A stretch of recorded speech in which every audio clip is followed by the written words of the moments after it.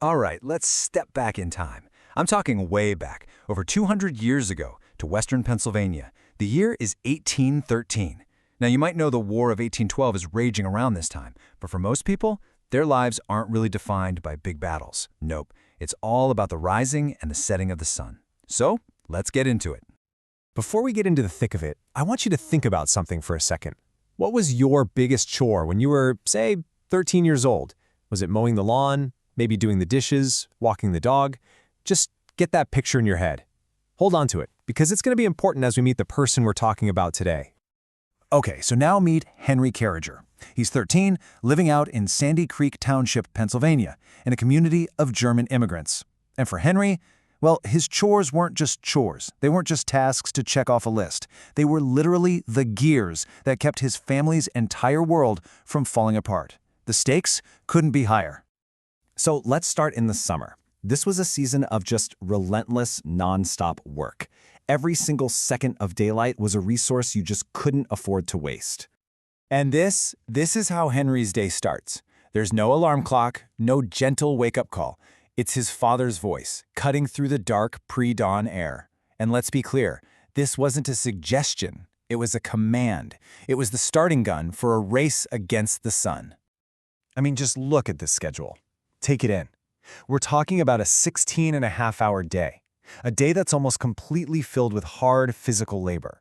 You're up before the sun, and you're not done until well after it's gone down. The farm just demanded, well, everything you had. And get this, all of that was before breakfast. Henry wasn't just helping out like a kid doing chores. He was a critical piece of the whole operation. Every one of those tasks was absolutely essential. Think about it. A broken fence could mean your cattle get out and your crops get ruined.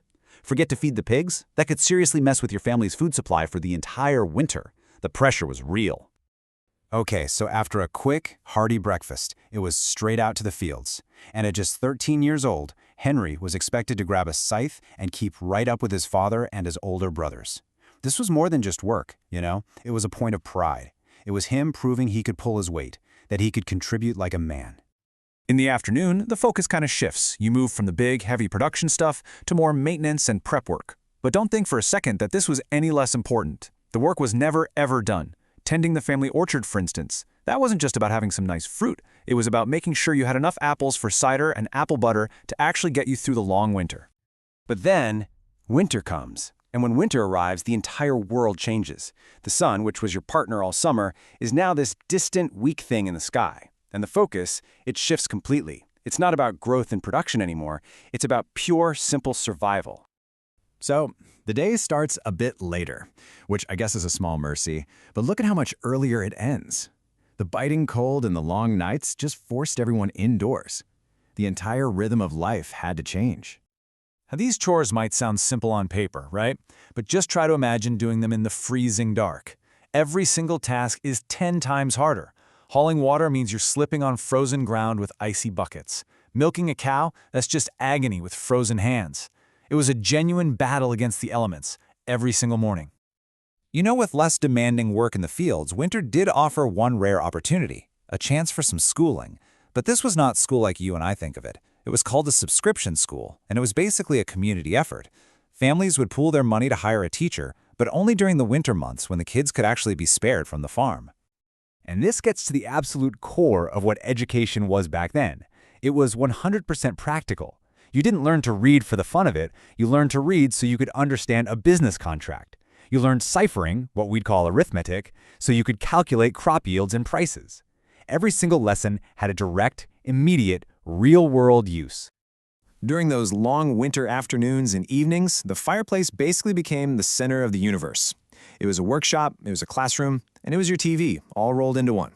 This is where Henry would learn to sharpen tools for the spring planting, fix what was broken, and even pick up skills like knitting. Yeah, knitting, because on the frontier, you had to be able to do everything. So what does all this add up to, right? How did these two totally different seasons, the frantic summer and the challenging winter, actually shape the person that Henry would grow up to be? I mean, the contrast is just so clear when you look at it like this. Summer taught him physical endurance, how to manage crops, how to just go. But winter taught him patience, craftsmanship, and just how important your family is for warmth, for community, for everything. He learned how to be a key part of a work team, but also a member of a loving family.